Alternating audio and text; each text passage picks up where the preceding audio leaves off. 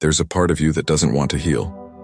You might deny it, argue against it, or drown it out with distractions, but deep down, something clings to your pain like a life raft. Why? Why would you hold on to the very thing that's been hurting you for years? Sigmund Freud had an unsettling answer. He called it the repetition compulsion, an unconscious drive to relive the same trauma, the same emotional wounds, over and over again, not because they bring relief, but because they are familiar. And in the twisted logic of the unconscious mind, familiarity is safety. Freud discovered that people often return to the very environments and behaviors that once caused them suffering. A woman abused in childhood may find herself in a string of abusive relationships. A man humiliated in school might sabotage every opportunity to succeed. These aren't accidents. They are symptoms of a deeper, darker truth. The psyche doesn't always seek happiness. It seeks what it knows. That's the trap. That's why you can't just move on. Your suffering has become part of your identity. It has shaped how you see yourself, how you relate to others, how you expect the world to treat you. Letting go of it would feel like erasing a part of your story, even if it's the part that's been bleeding. Freud believed that unless we bring these unconscious patterns into awareness, we are doomed to repeat them again and again, like ghosts replaying the same scene. That's why talking about your pain isn't enough. You have to dig into it. You have to question it, expose it, dissect it with brutal honesty. Where did it start? What does it feed on? And most terrifying of all, what would you be without it? Freud's work wasn't about comfort, it was about confrontation. He didn't believe in avoiding suffering. He believed in understanding it, because only through that understanding can you reclaim your freedom. So the next time you ask yourself why you can't let go of the pain, don't settle for easy answers. Dig deeper, because the truth isn't just hidden in your memories, it's buried in your patterns. And until you face them, you'll keep dancing with the same ghosts, calling it fate, calling it love, calling it life. You think you're running from pain, but the truth is, you've built a house in it. Every thought, every fear, every relationship you choose, it all circles back to the same emotional nucleus, suffering. And yet you stay. Not because you enjoy it, but because you've mistaken it for who you are. Freud saw this again and again in his patients. They didn't just recall trauma, they recreated it. In love, in work, in self-sabotage. They didn't know why they did it, only that something in them kept pulling them back into the fire. He realized that the unconscious is not bound by logic. It doesn't care about your happiness. It cares about repetition. Repeating the pain gives the illusion of control. You think, maybe this time I'll change the ending. Maybe if I love harder, give more, stay longer, they won't leave. But they do, and you end up proving once again that you are unworthy, unloved, unseen. Freud called this the compulsion to repeat, a force stronger than reason, stronger than will. It drives you not toward healing, but toward reenactment. Because reenactment gives a false sense of mastery. You keep choosing the same kind of pain, the same type of person, because it feels familiar. And in a world full of chaos, familiarity is seductive. But familiarity is not freedom. It's a cage with velvet walls. Freud believed that to escape this prison, you must first recognize that you are in it. That your suffering isn't just something that happened to you, it's something you're participating in. That's the terrifying part. It means you're not just a victim of your past, you're a co-author of your present misery. Not by choice, but by compulsion. And breaking that compulsion requires more than insight. It requires mourning. You have to grieve the person you became to survive. You have to let go of the identity built on wounds. That's why healing feels like dying, because it is. It's the death of the version of you who believed that suffering was love, that chaos was passion, that silence was safety. Freud didn't promise relief. He promised truth. And the truth is, if you want to stop suffering, you have to stop returning to where it lives. You have to burn the house down. Not with rage, but with clarity. Only then can you stop mistaking pain for home. You don't really know yourself. You think you do, But most of what drives your choices lies buried beneath the surface, in a realm Freud called the unconscious. It's not just a dark place full of repressed memories. It's a theater of shadows where your deepest fears and desires play out behind the curtain of your awareness. And this is where suffering takes root. You may say, "I want to be happy," but your unconscious says, "I want what's familiar." That's why you sabotage good relationships. That's why you chase what hurts you. That's why peace feels foreign and chaos feels like love. Freud believed that the unconscious wasn't just a mental storage unit. It was active, alive, shaping your life whether you realize it or not. It's where guilt festers, where shame hides, where fantasies and fears grow wild.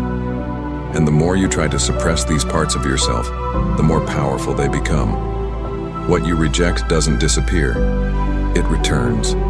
In your habits, your patterns, your so-called bad luck. That's why Freud didn't treat symptoms like sadness or anxiety as surface problems. He saw them as signals, breadcrumbs leading back to buried conflicts. He believed that every symptom is a disguised wish. You aren't just anxious for no reason. You aren't depressed without cause. You are in conflict with yourself. There's a war between what you consciously want and what your unconscious clings to. And suffering is the battlefield. The unconscious holds the beliefs you were too young to question, like, "I must earn love," or, "If I speak up, I'll be abandoned." These beliefs become laws you live by without realizing it. You repeat painful experiences because they confirm the rules etched into your psyche long ago. Freud's genius was realizing that healing isn't just about understanding. It's about integration. You must drag these unconscious forces into the light, confront the parts of yourself you've denied, and make peace with the shadows. Only then can you reclaim your power. Because as long as your unconscious remains in charge, you'll keep suffering without knowing why. You'll keep running in circles, chasing illusions, avoiding stillness. Because stillness threatens to reveal what you've hidden. But Freud warned us. What we do not bring to consciousness appears in our lives as fate, and fate, in this sense, is just the name we give to patterns we're too afraid to break. You think you're making new choices, but you're not. You're playing out an old script, again and again, hoping for a different ending. Freud called it repetition compulsion, and it's one of the most haunting truths of human psychology. We're not just creatures of habit, we're prisoners of unresolved trauma. The very pain we try to escape becomes the pattern we repeat, not because we enjoy it, but because it feels like home. Imagine a child who grew up feeling unloved. As an adult, they may seek out partners who ignore them, abuse them, or abandon them, not because they want to suffer, but because something deep inside believes, if I can make this person love me, I will finally heal. That's the trap. The unconscious doesn't seek happiness, it seeks resolution, and it will drag you into the same emotional hell over and over, hoping this time the story will change. But it doesn't, because until you become conscious of the pattern, you'll mistake familiarity for destiny.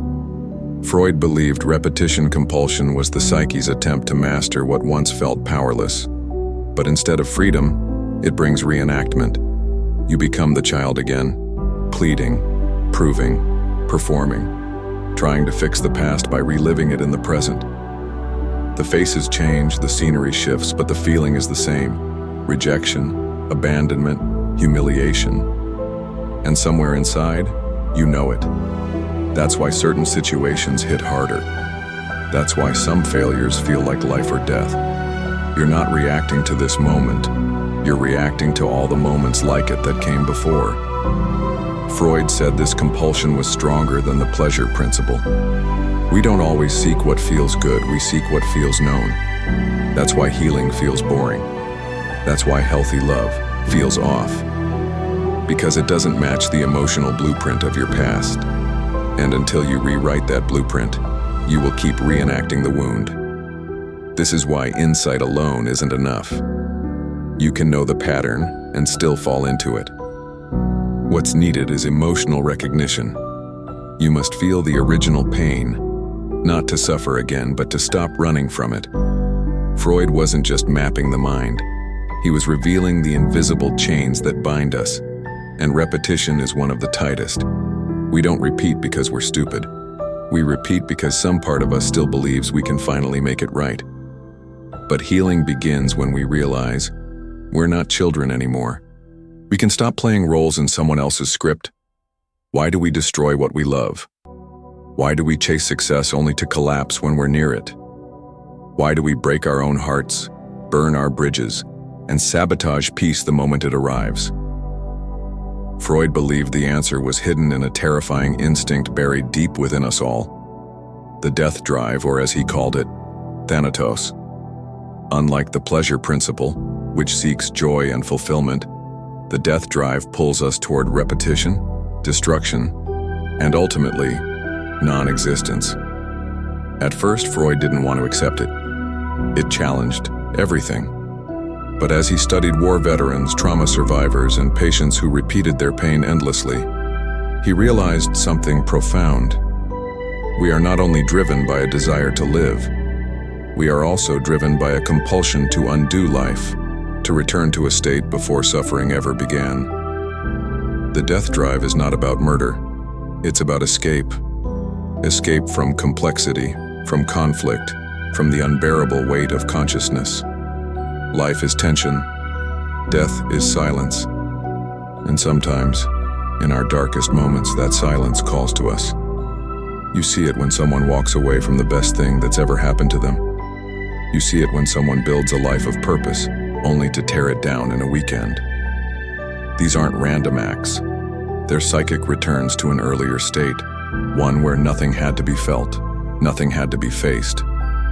Freud believed this drive worked in secret. Unlike desires we're aware of, the death drive operates beneath awareness, disguised as procrastination, addiction, isolation, or even perfectionism. It's the part of you that says, "Why try? What's the point? Just give up." It's subtle, but relentless, and it doesn't stop until you notice it. That's the key. You must bring the death drive into the light, not to destroy it, but to understand it. Because underneath it lies something sacred, your pain, unspoken and unacknowledged. The death drive is not evil. It's a signal. It's your psyche's way of saying, "I'm overwhelmed." And the answer is not punishment, it's integration. When you begin to see your self-sabotage not as failure but as a cry for relief, you gain power over it. Freud was not glorifying suffering. He was naming the forces we pretend don't exist. And once named, they lose their grip. You are not weak for breaking down. You are human. But the moment you confront the part of you that wants to disappear, you begin to live on your own terms. Why do we keep dating the same toxic person with a different name? Why do we find ourselves back in the same job that drains us or the same friendships that betray us? Freud called it repetition compulsion, the unconscious need to repeat a traumatic pattern, hoping that this time it will end differently. But it never does. Because repetition compulsion isn't about healing. It's about reliving. It's the psyche's attempt to master what once felt helpless. You were abandoned, so you seek out those who might abandon you again. But this time, maybe they'll stay. You were criticized as a child, so you unconsciously gravitate to people who judge you. But maybe this time you'll finally be good enough.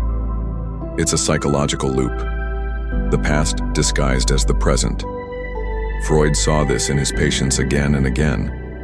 People reenacting their earliest traumas without realizing it. And because it's unconscious, it feels like fate. But it's not fate. It's memory.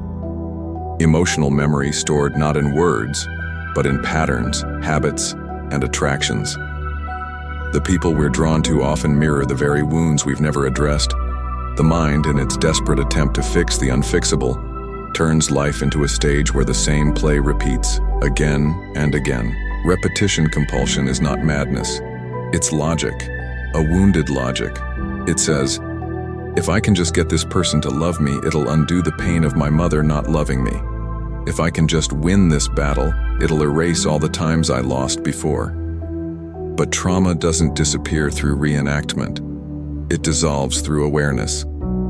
And that's the hard truth. We must stop seeking redemption from the same characters who once hurt us. Healing starts when we name the pattern and step off the stage. It starts when we ask, what am I really chasing? Whose love am I trying to win through this person?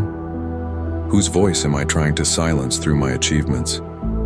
Freud didn't think we could ever completely escape these drives, but he believed in the power of insight. The moment you see the loop, you are no longer just acting in it, you are observing it.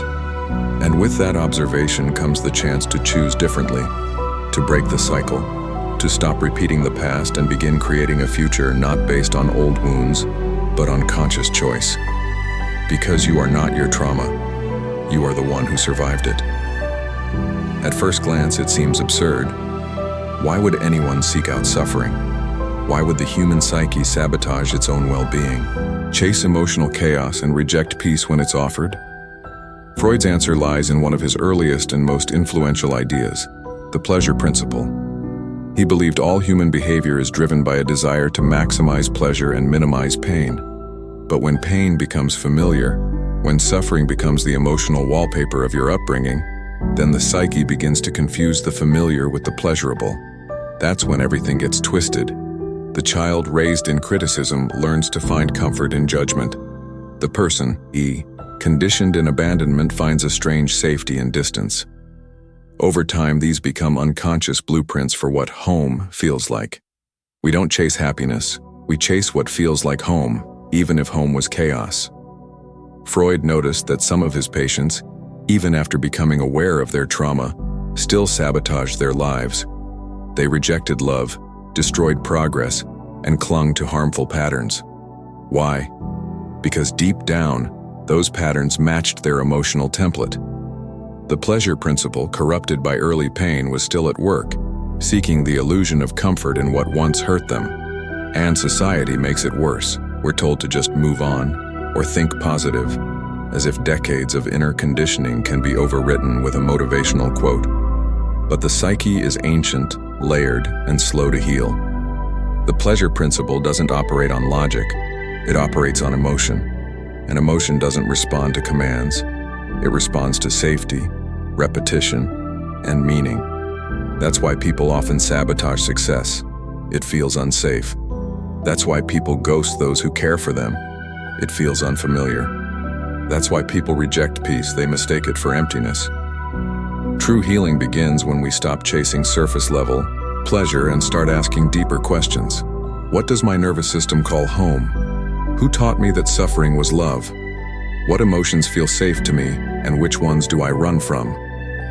Freud didn't offer easy answers, but he offered a starting point. Understand your drives. Interrogate your pleasure. Watch where your comfort pulls you, because it might be leading you straight back into the fire you swore you'd never touch again. Until you recognize that pain is not love, that chaos is not destiny, you will keep finding pleasure in the very patterns that hurt you, and you'll call it fate. But it's not fate, it's psychology. Freud coined the term repetition compulsion to describe a haunting pattern many people find themselves trapped in, the unconscious drive to repeat painful experiences. It's as if the mind hits rewind on trauma, playing the same scenes over and over in different relationships and situations. This repetition isn't a mistake or a sign of weakness. It's an unconscious attempt to master what once felt overwhelming and out of control. The psyche believes that by reliving the pain, it can somehow rewrite the ending, fix the past, or make sense of the senseless. Yet, this cycle often leads only to further suffering, confusion, and frustration. People unknowingly choose partners who mirror abusive parents, recreate conflicts they desperately want to avoid, or sabotage opportunities for happiness. Freud saw this as the psyche's desperate, misguided effort to gain control over trauma by familiarizing it, turning chaos into predictability. It's easier for the mind to endure known pain than to face the anxiety of the unknown. The fear of genuine change, of healing, can be terrifying because it means stepping into a world without familiar scripts, without rehearsed roles. Repetition compulsion can manifest as self-destructive habits, addictions, or compulsive behaviors that mask deeper wounds. These patterns keep the individual tethered to their unresolved past, unable to move forward emotionally. Freud emphasized that to break this cycle, awareness is key. Recognition of the pattern is the first step toward liberation, but awareness alone isn't enough. The mind must also feel safe enough to face the trauma without needing to repeat it. Healing requires creating new emotional experiences that rewire the nervous system, experiences grounded in trust, safety, and acceptance. This process is challenging because it confronts the very foundations of our identity. Letting go of repetition compulsion means releasing old survival strategies that, though harmful, once served a purpose. It's a painful unlearning of coping mechanisms and a risky leap into emotional vulnerability. Freud's insight into repetition compulsion reveals why suffering often feels like an inescapable cycle. The mind clings to what it knows, even when it hurts, because the unknown is scarier. Understanding this cycle is crucial in the journey toward freedom. It teaches us compassion for ourselves and others caught in repetitive pain, reminding us that beneath every pattern lies a wounded psyche desperate for healing. Freud's concept of the death drive, or thanatos, introduces a chilling yet profound dimension to understanding human suffering.